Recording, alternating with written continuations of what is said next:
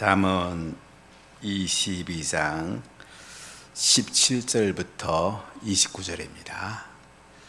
잠언 22장 17절로 29절입니다. 너는 귀를 기울여 지혜 있는 자의 말씀을 들으며 내 지식에 마음을 둘지어다. 이것을 내 속에 보존하며 내 입술 위에 함께 있게 함이 아름다우니라. 내가 내게 여호와를 의뢰하게 하려 하여 이것을 오늘 특별히 내게 알게 하였노니, 내가 모략과 지식의 아름다운 것을 너를 위하여 기록하여 내가 진리의 확신한 말씀을 깨닫게 하며 또 너를 보내는 자에게 진리의 말씀으로 화답하게 하려 함이 아니냐. 약한 자를 그가 약하다고 탈취하지 말며 공고한 자를 성문에서 압제하지 말라. 내 저 여호와께서 신원하여 주시고 또 그를 노력하는 자의 생명을 빼앗으시리라. 노를 품는 자와 사귀지 말며 울분한 자와 동행하지 말지니 그 행위를 본받아 내 영혼을 올무에 빠뜨릴까 두려움이니라. 너는 사랑과 더불어 손을 잡지 말며 남의 빚에 보증을 서지 말라. 만일 갚을 것이 내게 없으면 내 누운 침상도 빼앗길 것이라. 내가 어찌 그리 하겠느냐. 내 선조가 세운 옛 지계석을 옮기지 말지니라. 내가 자기 일에 능숙한 사람을 보았느냐. 이러한 사람은 왕 앞에 설 것이요 선한 자 앞에 서지 아니하리라. 아멘. 잠언서의 구조를 보면 1장부터 9장까지는 잠언 전체의 서론이라고 할 수 있습니다. 솔로몬이 자기 자녀에게 이야기하듯이 서론적으로 이야기하고 있고, 10장부터 22장 16절까지 말씀은 솔로몬의 잠언집입니다. 375개의 잠언을 기록하고 있습니다. 그리고 오늘 22장 17절부터 24장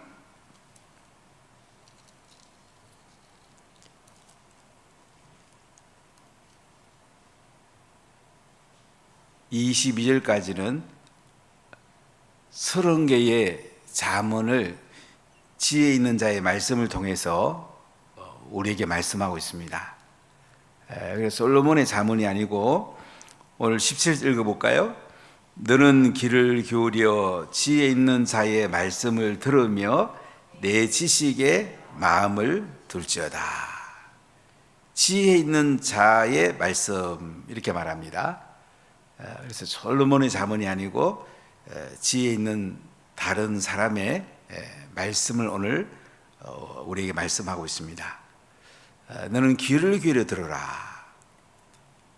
귀를 기울인다는 말은 뭐죠? 귀를 활짝 열어라. 순종하려고 들어라. 마음을 열고 지혜 있는 자의 말씀을 잘 들어서 순종하고 지혜를 얻기 위해서 귀를 기울이라. 이렇게 말합니다. 우리가 하나님 말씀을 들을 때에 어떻게 듣는가 자세가 너무너무 중요합니다. 그냥 귀로 듣고 그친다면 귀만 잠깐 즐거울 것입니다. 그러나 귀를 활짝 열고 귀로 듣고 머리로 새기고 마음에 새기고 손발로 움직일 때에 지혜로운 사람이 될 수가 있습니다. 지혜로운 사람은 전인격적인 면이 있어요. 그래서 우리가 귀로 잘 들어야 됩니다.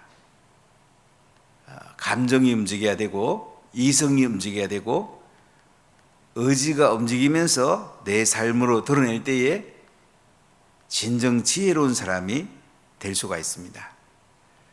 너는 귀를 기울여 지혜 있는 자의 말씀을 들으며 내 지식에 마음을 둘지어다. 지혜가 어디서 옵니까? 하나님을 경외하는 데서 시작을 하죠. 그러니까 우리가 하나님을 경외하고 하나님 말씀을 잘 듣고 마음에 새기고 실천할 때에 진정한 지혜자가 될 수가 있습니다. 내 지식에 마음을 두라 이렇게 말합니다. 하나님의 지식에 마음을 두라. 지식, 하나님을 알아가는 지식, 우리가 하나님을 닮아가는 지식. 하나님을 알아가고 닮아갈수록 우리는 지혜로운 자가 되는 것입니다. 자, 18절 읽어볼까요? 이것을 내 속에 보존하며 내 입술 위에 함께 있게 함이 아름다우니라. 이것을 내 속에 보존한다. 마음속에 보존하란 말이에요. 말씀을 머리에만 보존하면 안 됩니다. 물론 이성으로 우리가 인식해야죠. 그러나 마음속에 보존하는 거예요. 우리 하트 속에, 우리의 소울 속에, 우리의 영 속에 보존을 해야 됩니다. 그래야지 오래 가게 되고 지혜롭게 됩니다. 기도하면서 보존하는 것이 가장 좋습니다.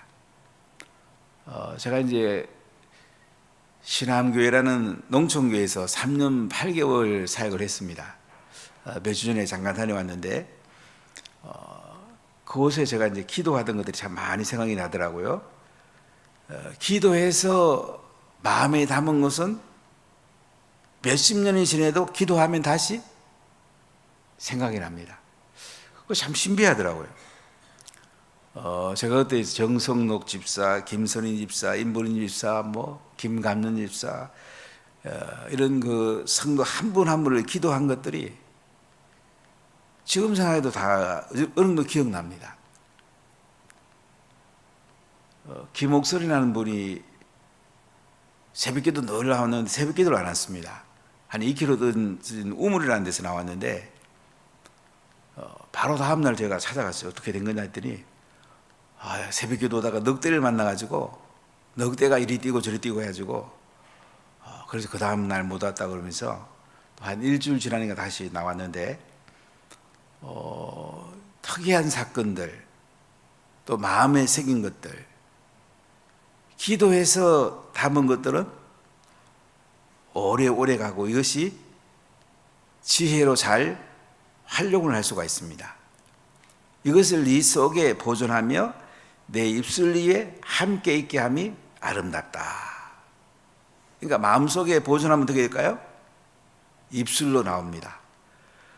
마음속에 좋은 것들을 보존하면 좋은 말이 나옵니다. 마음속에 안 좋은 것이 들어있으면 안 좋은 말이 나옵니다. 입술은 마음의 것을 표현하는 거거든요.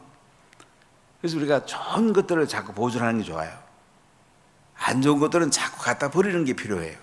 예수 보혈로 씻고 자꾸 버려야 돼요. 그래야 우리가 행복하고 기쁘게 살 수가 있습니다. 이것을 내 속에 보존하며 내 입술 위에 함께함이 아름답다.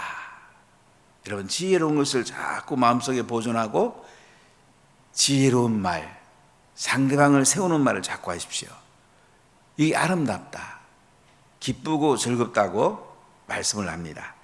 자, 19절 같이 읽어볼까요? 내가 네게 여호와를 의뢰하게 하려 하여 이것을 오늘 특별히 내게 알게 하였노니. 자, 우리가 지혜를 가지면 어떻게 될까요? 여호와를 의뢰하게 됩니다. 지혜가 없는 사람은 자기를 의뢰합니다. 상대방을 의심합니다.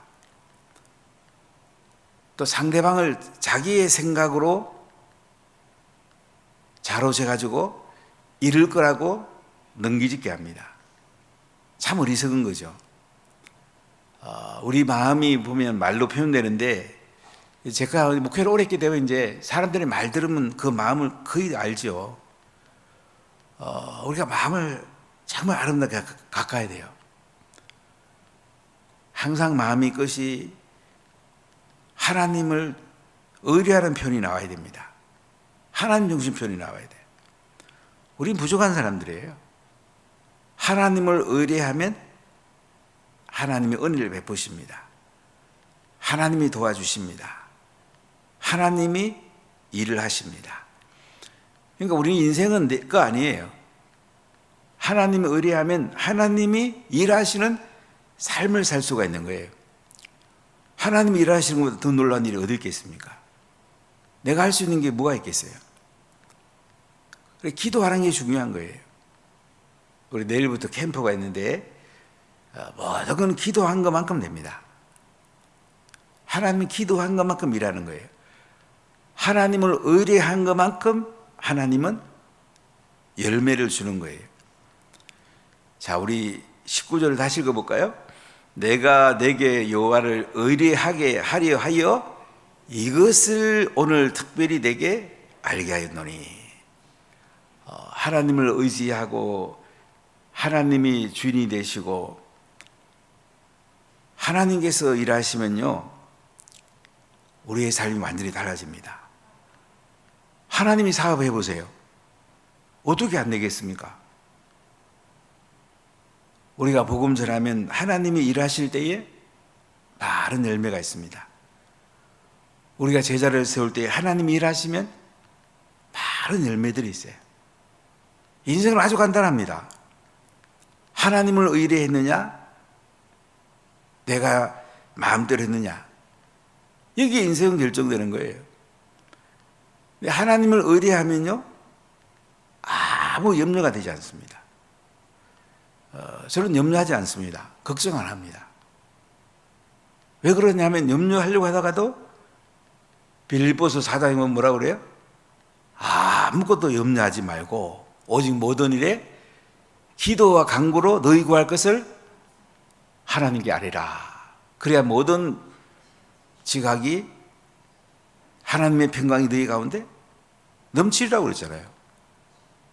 아니, 하나님이 아무것도 염려하지 말라는데 왜 염려를 합니까? 내가 하나님보다 더 크단 말입니까? 하나님보다 더 높단 말입니까? 염려를 뭐하러 합니까? 염려한다는 것은 하나님을 의리하지 않는 거예요. 염려할 시간이 있으면 기도하죠. 걱정 근심은 뭐하러 합니까?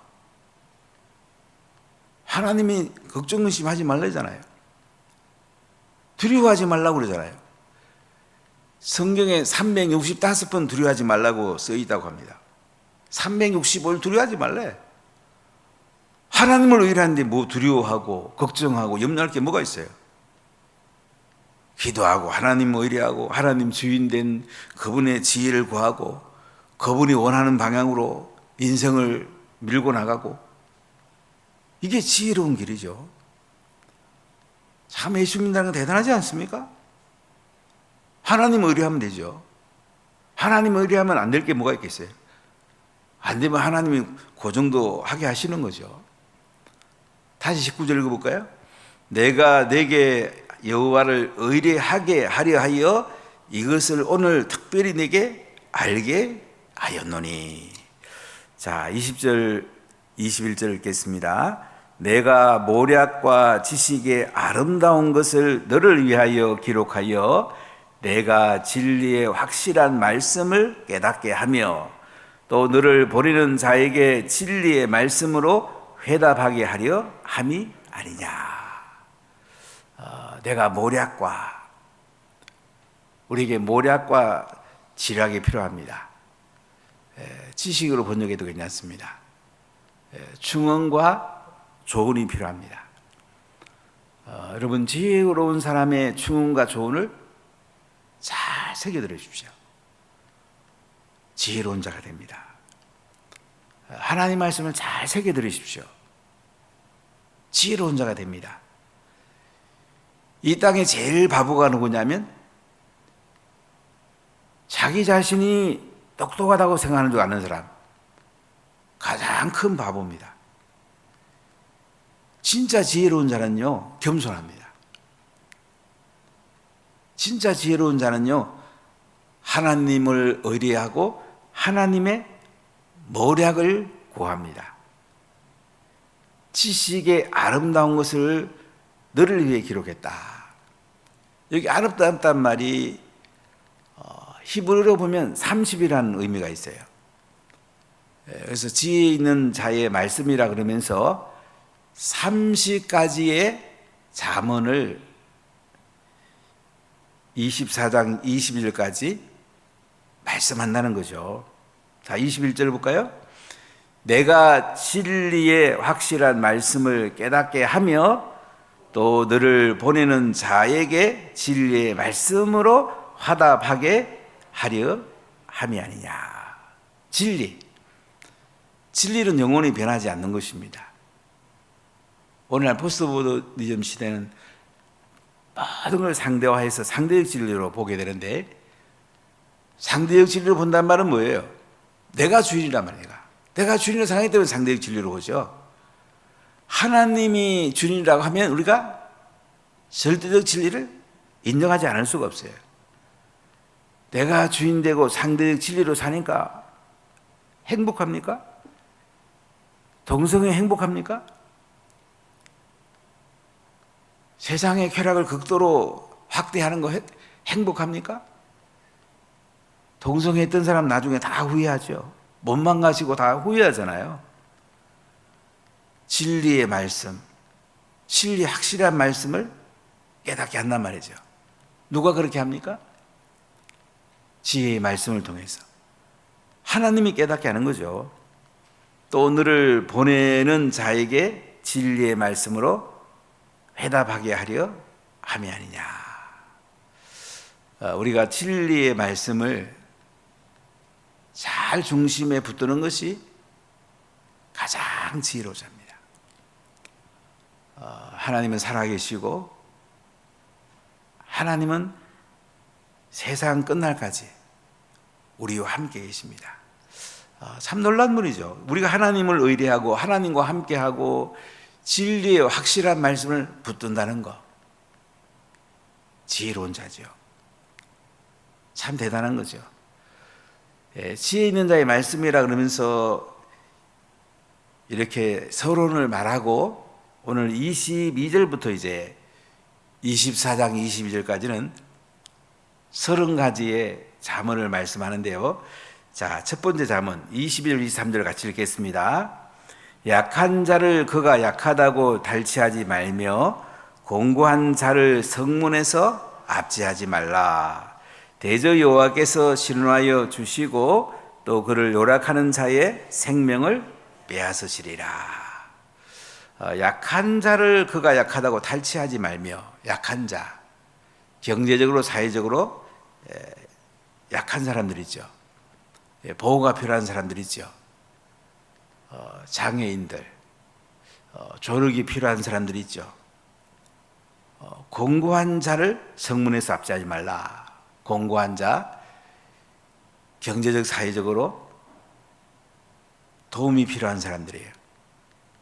이들을 성문에서 압제하지 말라는 말은 뭐냐면, 이스라엘 백성들은 옛날에 그 성이 있으면 성문에 이 재판과 행정을 합니다. 또 시장도 거기서 열립니다. 한번 단 지파가 북쪽으로 이사 가서 이 성이 있고 밖에 지금도 가보면 성문에 재판한 곳이 남아있는 곳을 가본 적이, 우리 성리순례팀 한번 가본 적이 있는데, 그 성문에서 이제 재판을 하죠.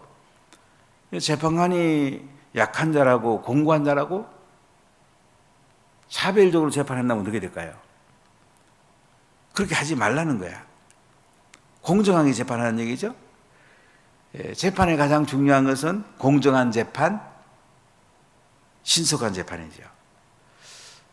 좀 아쉽게도 조의대 대법원 장석은 좀 좋을 줄 알았더니 며칠 전에 그 대법원 판례를 보면 동성애자들, 남자 여자 사는 사람들, 피부영자의 보험을 인정해 주는 판결을 보면서 동성애를 벌써 인정해 주는 쪽으로 첫 판결이 나왔어요. 너무너무 아쉽더라고요. 이제 앞으로 동성애가 인정되면 교회는 굉장히 피해가 많죠. 동성애자들이 와서 목사님 결혼주례 해주세요. 안 해주면 또 법정에 재판받으러 가야 됩니다. 또 강단에서 동성애가 죄라고 얘기하면 또 재판받으러 가야 됩니다. 이 동성애를 합법화하면요, 제일 손해보는 게 교회예요. 그 나라가 손해보죠. 동성애자들이 많아지면 사회 도덕이 건강하겠습니까? 자녀를 많이 낳을 수가 있겠습니까? 엄청난 손해가 오죠. 이 사람들 보세요. 대저 여호와께서 신원하여 주시고 또 그를 노력하는 자의 생명을 빼앗으시리라. 자, 여호와께서 신원해 준답니다. 하나님께서 억울함을 갚아준대요. 하나님 모든 걸 보고 계신 거예요. 하나님 재판하는 거 다 보고 계십니다. 그리고 노력하는 자의 생명을 빼앗는다. 공정한 재판을 하지 않고 권력 잡았다고 함부로 하는 사람의 생명을 하나님이 거둬간단 말이죠. 하나님은 공정한 분이에요. 다 보고 계세요. 억울하더라도 기도하고 하나님 신원해달라고, 하나님의 억울함을 갚아달라고 이렇게 하나님께 나가란 말이죠. 자, 우리 24절로 25절 읽어보겠습니다.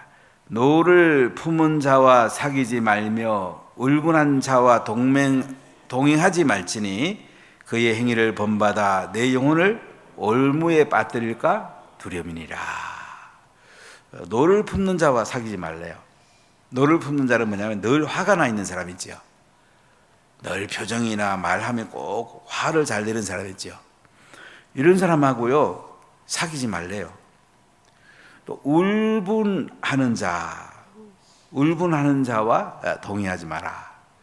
울분하는 자는 도끼를 품은 자예요. 자꾸 상대방을 해치려고 도끼를 품은 사람들 있죠. 이런 사람하고 동의하지 말랍니다. 그러면 영향을 받게 되잖아요. 좋은 사람하고 이러면 동행하십시오. 성령 충만한 사람, 기도하는 사람, 지혜로운 사람, 뭔가 배울 게 있는 사람, 대화해서 서로 기쁜 사람이죠. 이런 사람 자주 만나십시오. 이게 내 영이 사는 길이고 지혜로운 길입니다. 물론 우리 셀리드 하다 보면 다양한 사람 만나지 않을 수가 없는데 하나님 앞에 나서 또 능력을 구해야 되고 또 좋은 사람들을 만나서 에너지를 얻으십시오. 그래야 좋은 일들을 할 수 있습니다. 저는 목회하다 보니까 다양한 사람들을 만나죠. 어려운 사람도 만나고 위기에 있는 사람도 만나고 그런 사람에게 제 마음이 많이 가 있죠. 그래도 좋은 사람들도 만납니다. 안 그러면 제가 에너지를 가지고 사역을 해야 되는데 에너지가 떨어지면 사역하는 게 매우 힘들어요. 좋은 사람들하고도 밥도 먹고 우리가 다양한 사람들을 만나야 되는데 특별하게 노를 품은 자와 사귀지 말며 울분한 자와 동행하지 말래요. 왜 그런가요? 25절 보세요. 그의 행위를 본받아 내 영혼을 올무에 빠뜨릴까 두려움이라. 화를 잘 내는 사람하고 사귀면요 나도 그런 화낼 가능성이 많아요. 도끼를 품은 사람하고 동행하면 나도 영향을 받을 가능성이 많아요. 내 영혼이 올무에 빠뜨릴까 두려우니까 이런 사람하고 자주 만나지 말랍니다. 특별하게 우리가 멘토하든지 치료해 줘야 돼서 만날 경우는 있죠. 그러나 그들하고 동행하지 마라. 너희들이 본받으면 안 된다. 너희들이 좋은 사람 것을 본받아야 된다. 이 얘기죠. 자, 26절 27절 같이 읽습니다. 너는 사람과 더불어 손을 잡지 말며 남의 빚에 보증을 서지 말라. 만일 갚을 것이 내게 없으면 내 누운 침상도 빼앗길 것이라. 네가 어찌 그리 하겠느냐. 사람과 더불어 손을 잡지 마라. 이 손뼉 치지 말라. 하이파이브 하지 말라. 이건 뭐예요? 나쁜 사람과 하이파이브 하지 말아요.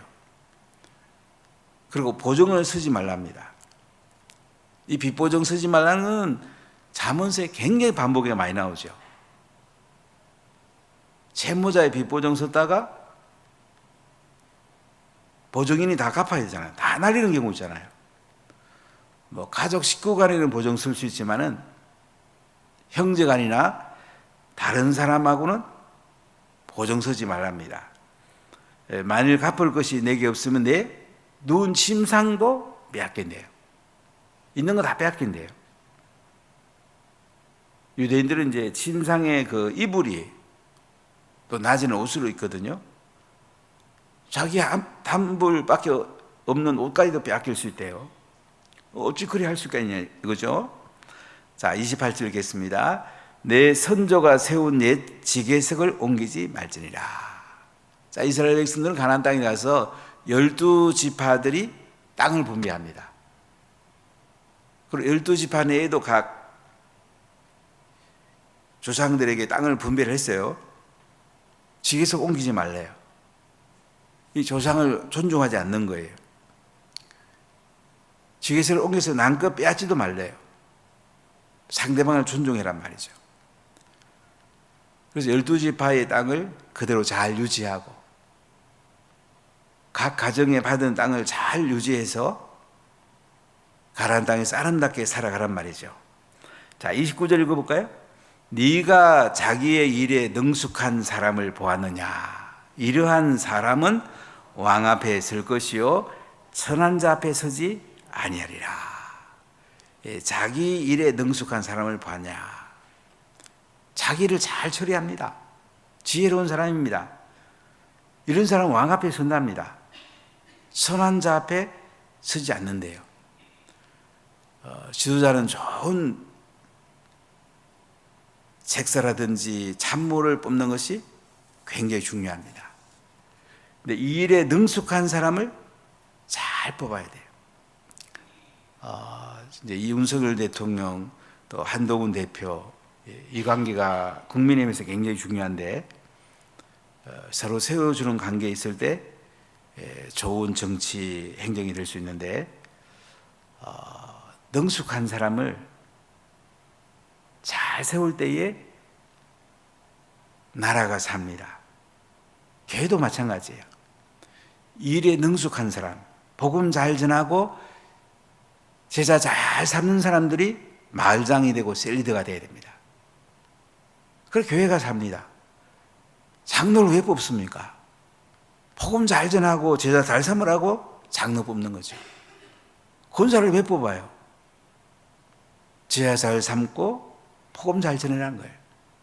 예수님이 그렇게 했잖아요. 바울이 그렇게 했잖아요. 이게 핵심이에요. 나머지는 간단하면 돼요.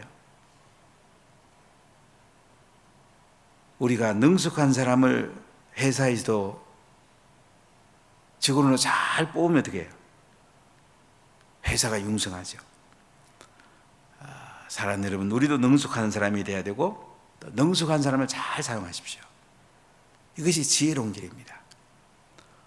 오늘 여러분에게 하나님 은혜가 가득하기 바라고 능숙한 사람이 되고 지혜로운 사람이 되어서 행복을 넘어 영광스러운 삶이 이루어지는 아름다운 은혜가 있기를 예수님 이름으로 간절히 축복합니다. 기도하겠습니다.